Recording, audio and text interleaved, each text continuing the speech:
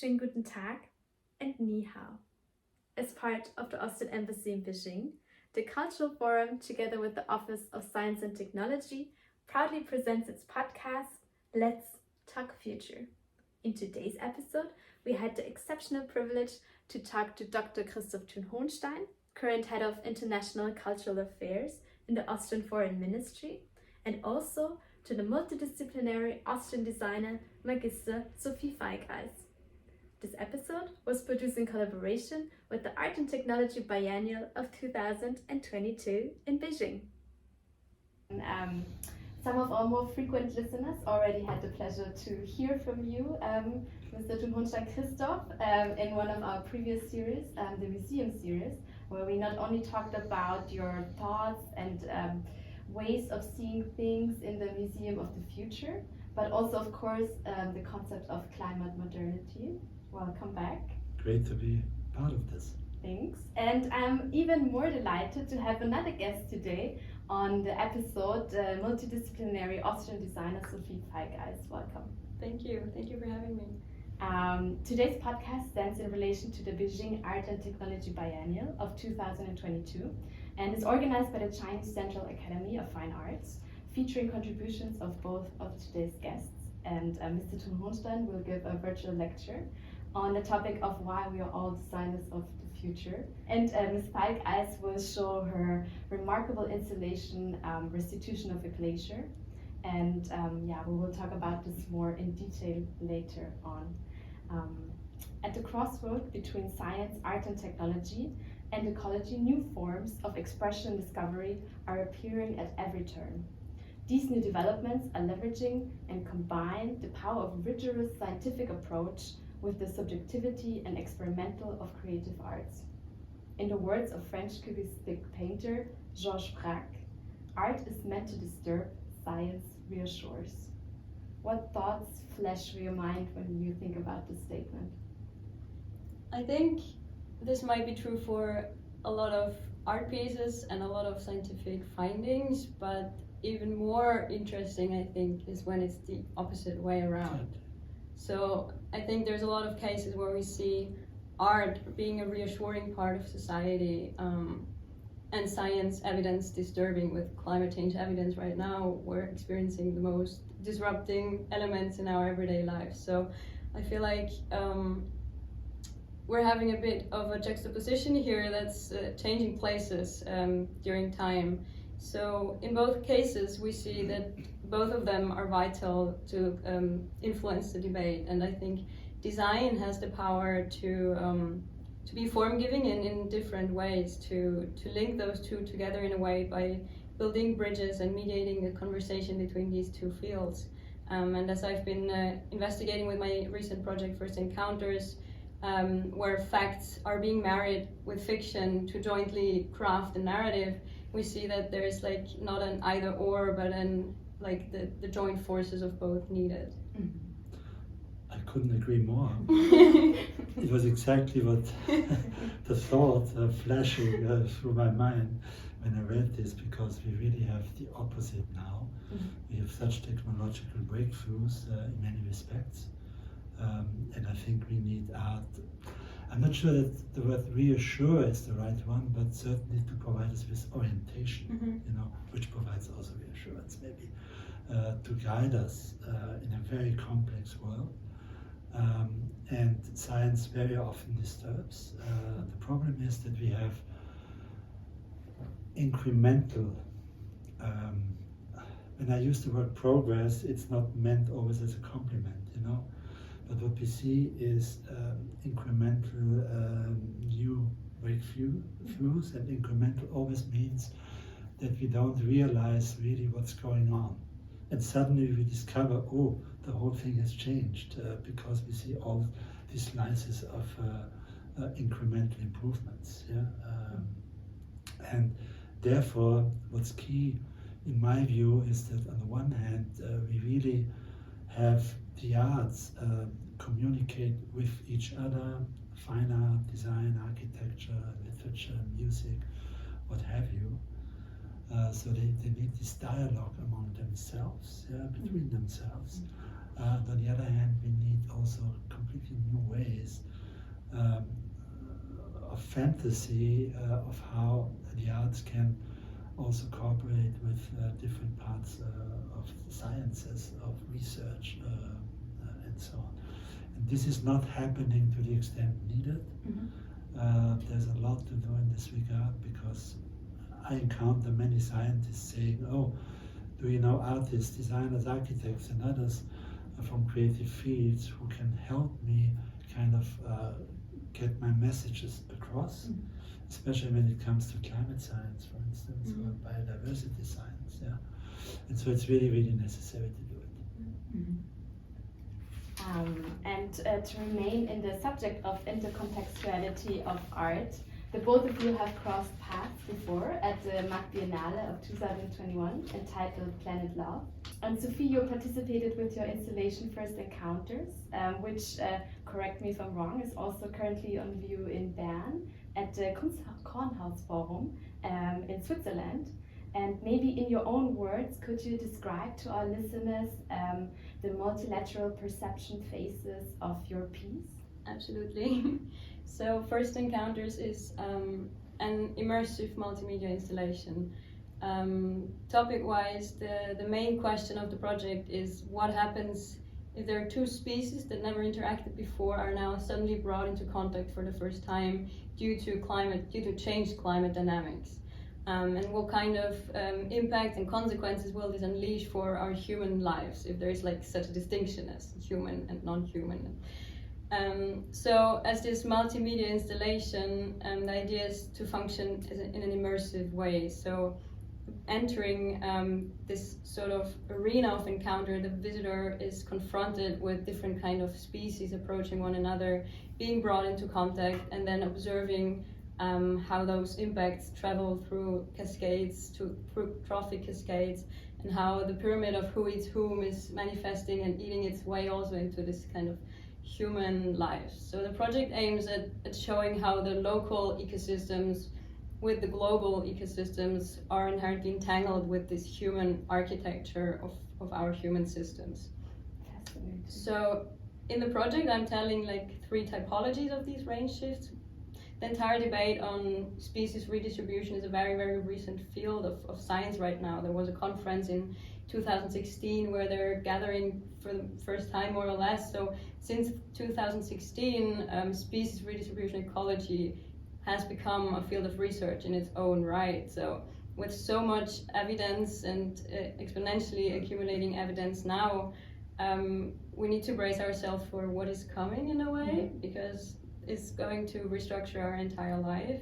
So that's why I wanted to showcase 3 different typologies of species range shifts. So I'm telling the story of 2 mammals that meet on land in the Arctic, while also focusing on birds and insects in the central region of the Alps in Europe, and an encounter between marine mammals at the west coast of Australia, to show the scope and the bandwidth of this range shift and show what is happening. So the human, as the visitor to this installation, is entering this arena of encounters, as I said before, and is put at the center of consequences. So for the first time, we as humans now experience for our own lives the impacts that we triggered through the arm of climate change that now come back around the planet and impact our human lives. So this was a very deliberate point in my work, that I placed the human now at the center of consequences, while only giving him observer status to be immersed in this entire experience. So maybe, I'm interested, as you know, in how the arts can contribute, very often in cooperation with science, to, let's say, to create a new imagination.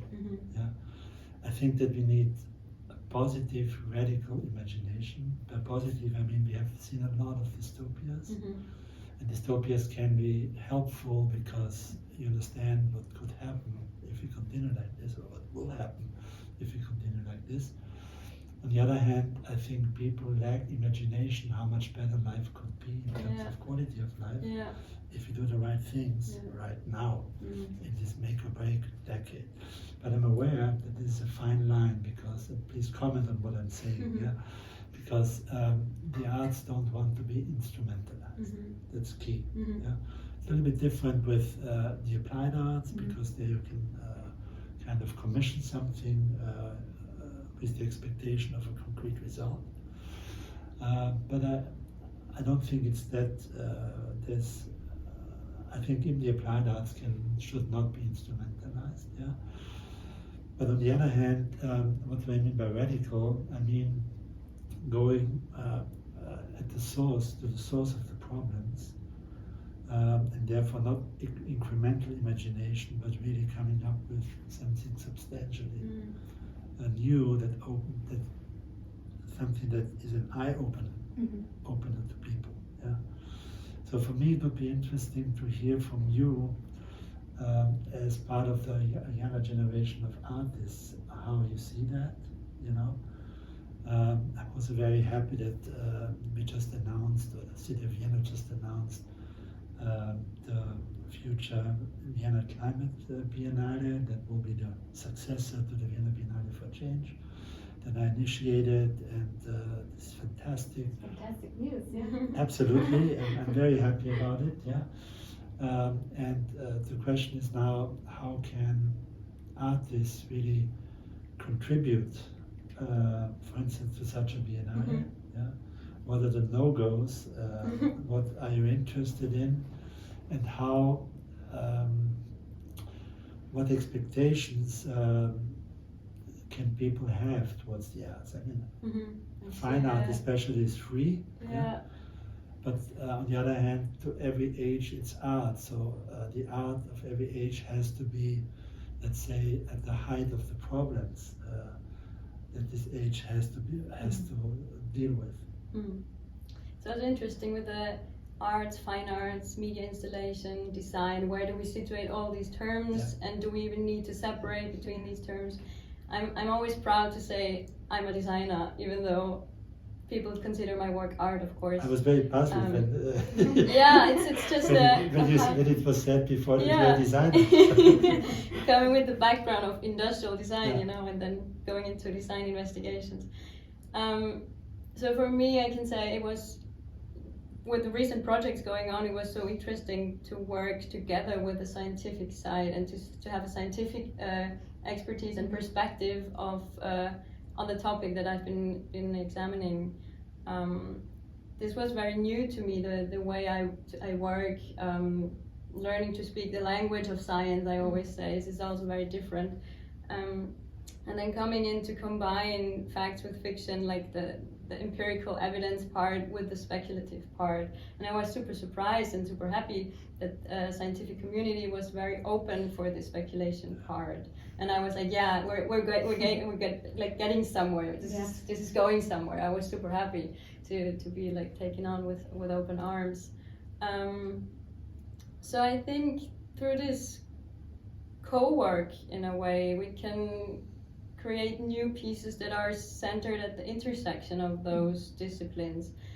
And I think while always emphasizing the design term so much, I think design especially has the power to be this translator between the facts and the fiction part, let's say, and to really span those disciplines together. And like with my First Encounters installation, producing firstly like a spatial setting for debate, like the spatial loop that I've created with First Encounters installation, where you really enter the piece and are immersed in the topic, and to really transform these facts into emotional realities by creating and crafting an emotional narrative out of those facts and figures sheets. So I think design has this huge power to transform the discipline, the discourse, spatially, topic-wise, and also invite people into this debate that would not have had a say in it otherwise. People, let's say a grandmother that would approach the piece and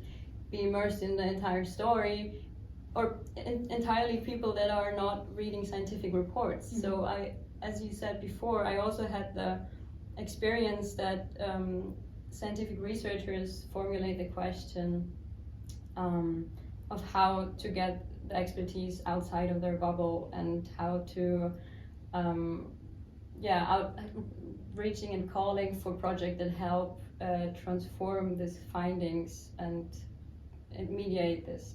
So I think while not being focused on being instrumentalized or made as a tool, I think design in itself can look at itself saying it has the power to mediate and bridge. So not being instrumentalized, but coming from within and approaching the scientific communities in itself as well, to say together we can create something. So I would respect that, of course, but also as a fine artist you could do that and approach scientific communities. Yeah. You probably would get less commissions from companies wanting a clear result. But you know, for me the concept, I mean, to draw, to make these distinctions between the different disciplines may even be a thing of the past. Absolutely. What matters is what are the topics you're working on. And are you aware of the effectiveness of the mechanisms? It's a different thing to show an exhibition in a commercial gallery or in a fine art museum, or do it in a design context. There are different kind of consequences. But for me, a term I like, it's not beautiful in terms of language, is being a holistic artist in terms that encompasses for me also what design can do, what architecture can do, etc. I'm absolutely on the same page with you that we're leaving this, like, you know, this field belongs to this discipline, this field belongs to this. We're talking about topics and those breach and branch into different disciplines, and so I'm absolutely on the same page. Actually, I have another question regarding this topic to both of you. Can you think of an example from a practice where this interdisciplinary approach you both talked about between art and science, maybe especially, has been successful in the long term? I would say that almost the entire work of Olaf Eliasson, one of the foremost artists still, on these questions of ecology, biodiversity, etc., is established also by doing scientific work or working with scientists, because it's really very precise in many respects. Thomas Saraceno is another example. So there are a lot of a couple of artists around who really work strategically or is conceptually with science. Then, of course, in the field of architecture, there's a lot going on. For instance, the whole high-rise timber architecture, of course, has to be underpinned by a lot of research on timber, the qualities of timber, how high a building can be with that sort of timber, etc., etc. It's an interesting thought process, seeing also architecture as more an artistic field in regard to science. And absolutely. Sophie, is anything that you can? I mean, maybe not like how do you define for a long term, like are we speaking in geological terms or what kind of epoch are we talking about? But I can put something from personal experience in also related to the field of architecture, where I've been working at Terraform 1 in New York for a short period of time and had the chance to contribute to a project called the Monarch Sanctuary Butterfly. We had it at the Biennale too. We had, and it was so fun to meet them there again, because it was the first time after the pandemic where people sort of were present in person as well. So it was super nice to be there together. So this kind of project examined how, in a way, a multi-species society can function in real architectural, societal, urban terms, while having this entire scientific side to it of the monarch butterfly being a very endangered and at-risk species, and how it has this entire migration from the US to, or I think from Canada to Mexico even, every spring and fall. It's a multi-generational migration that's happening, and it's super fascinating. So they were collaborating with scientists and getting all the expertise and also how monarch butterflies, how the life cycle functions. So they designed this entire retail constructions to be set in Lolita in central New York City, you know, in Manhattan. Yeah. And the entire building facade was designed as this open vertical meadow that would function as a substitute monarch habitat, because monarchs originally were present in the state but were then forced out by the act of building itself. So I think this project functions nicely on so many levels, and of bringing the butterfly back in, but also designing around and with the butterfly, and how can they all coexist in the same building. So this was very fundamental for my art process, in a way of being there and learning from them. So I'm still super thankful and happy to have been there. So this is one example that comes to my mind, for example. But then more recently, even I've talked to the University of Tasmania, the Center for Marine Social Ecology, as being like leading in this discipline of range shifts and examining it from a marine perspective. So I see them collaborating a lot of times with artists, designers. Let's not make the distinction anymore. To put forward possible futures and to formulate these future narratives. And I would like to draw our listeners' attention now back to your relevant contributions to this year's Art and Technology Biennial. And Sophie, you will showcase your large-scale installation, Restitution of a Glacier. That was also part of the Austrian Pavilion in 2018 in London at the Design Biennial. And maybe without revealing too much, could you tell us what awaits the visitor, and maybe also what would be your ideal takeaway message from this piece? Yeah, so Restitution of a Glacier was originally built under Anab Jain at the University of Applied Arts, Department Design Investigations, together with my colleagues Carmen Fahr, Ulla Reutina and Felix Lenz. And so we're super happy to be showcasing it now in Beijing at the Beijing Art and Technology Biennale.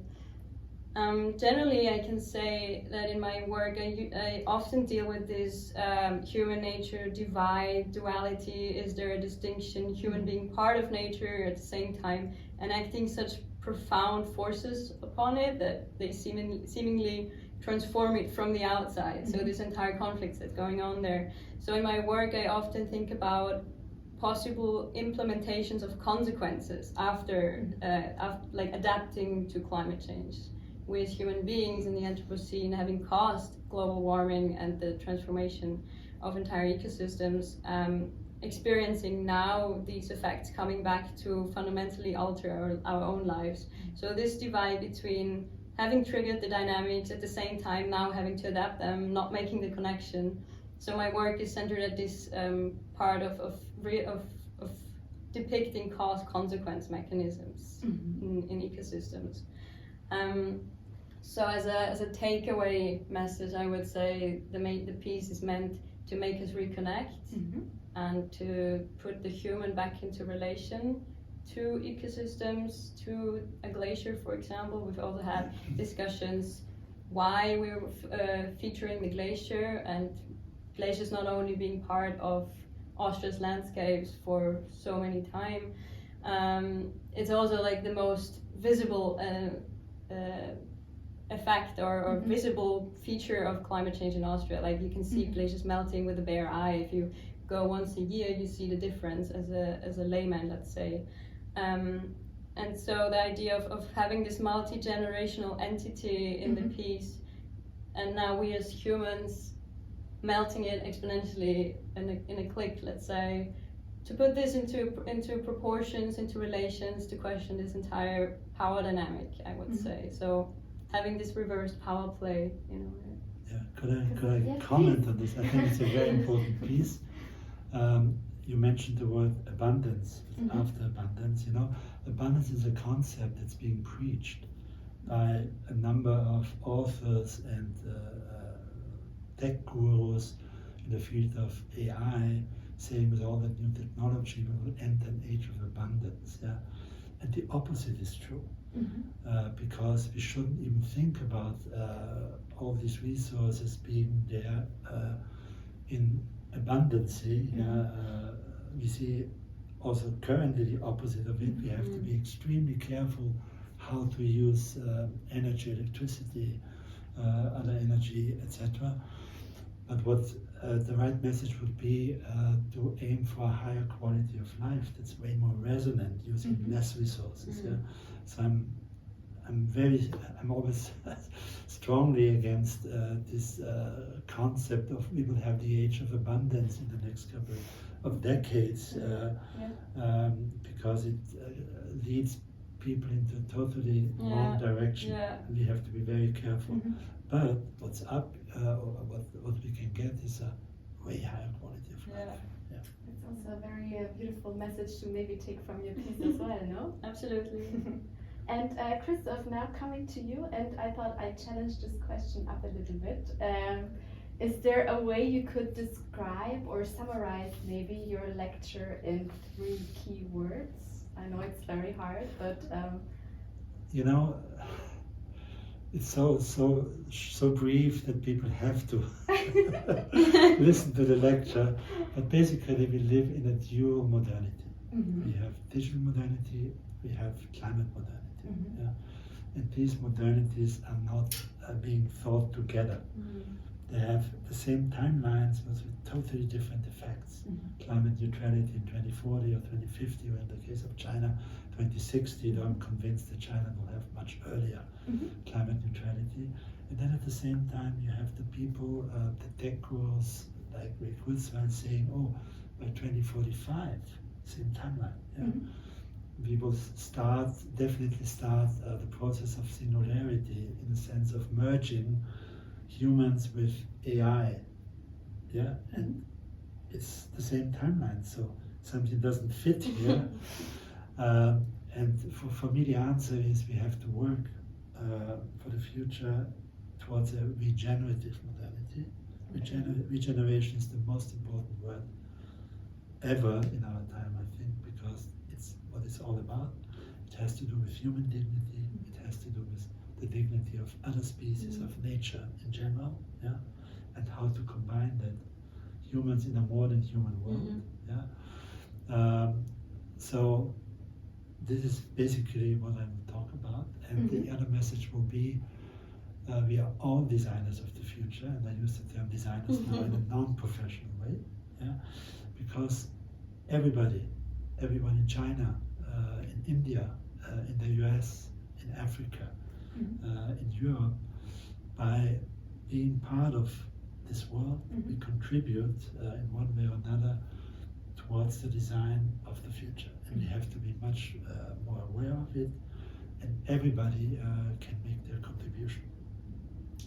Since now I must admit I became curious after all, is there a way for me to listen to your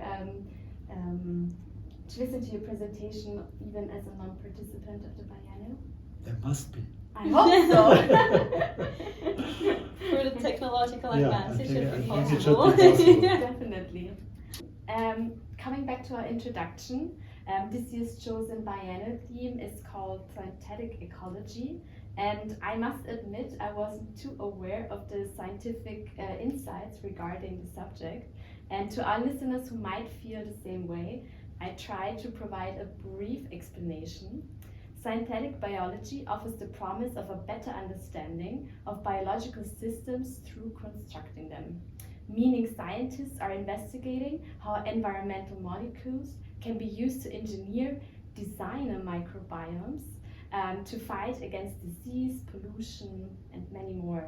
And on the basis of this technology-driven social context regarding this year's theme, I'm curious to know, Sophie, Christoph, were you familiar with the studies regarding this topic, or? Yeah, there has been a discourse of synthetic biology in design and arts field, which I've been following recently, being this engineering new life forms, taking models to deconstruct and put them back together to understand complex systems, and now with ecology, the complex system itself, with the study of interaction and relationships between land, water, animals, plants, bacteria. We're facing a hyper-complex system, so synthetic ecology, I'm curious how much more we will hear about it and see about it, but this is... I think it's totally fascinating. I've been following this for quite some time. And I mean, it's microbiomes, it's fungi, it's algae. You know, these are such fascinating worlds. I'll give you an example. Over summer, I read finally a book I always wanted to read, which is called Entangled Life by Melin Sheldrake. And it's one of the most fabulous books. You read it as well? I have it at my night table. Okay, I have to get waiting. I also gave it to other members of my family. They were all fascinated because it's about the power of and the mysterious worlds of fungi. Okay. It's just one example, and they work together with trees, etc. It's absolutely fascinating, and it shows us how much we don't yet really understand about nature and about systems of nature. And microbiome, I don't know in English how you pronounce it, is another world where we discovered in the last couple of years what they do to our bodies and how important they're already. There's already a substantial amount of artistic work on the topic, and there's much more to come, and it's totally fascinating. Definitely. And maybe to finish up, I would just like to point out that the conversation, the opportunities of our conversation that are offered. I mean, we are here today in Vienna at this very nice location, and the video, which we will record right now, is also going to be shown at the biennial. And I mean, the podcast will be at the same time audible all over the world. Isn't that marvelous? Isn't that just fantastic? Yeah. And the occasion is an important biennale on art and technology. And a lot, of course, is there's a lot of research, a lot of technological progress in China. We are aware of that. And I think the important thing is always to understand that part of what is going on is also driven by companies, also in China, who are out there for the profit, and society at large, and also including scientists with a larger vision, and artists, philosophers. Let's say society at large has to make sure that we always understand the direction this is going and where to draw the red lines, that we shouldn't cross. Because a lot can happen when you experiment with biotech is a good example in general.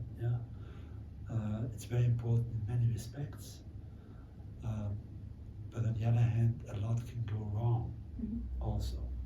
So we need to follow what's going on closely and also have the kind of global discourse on how far we want to go. Same goes for artificial intelligence and other technological fields. Because basically we live in a global community of solidarity when it comes not only to climate, biodiversity, ecosystems, because we all suffer from what's going wrong, what's going the wrong way. But the same goes also for technological breakthroughs. If something awful happens somewhere, it could have repercussions for the entire world. Exactly. Thank you for your wise words of advice. As always, it was a pleasure to have both of you here today, and see you in Peking. Looking forward. Thank you. Thank you.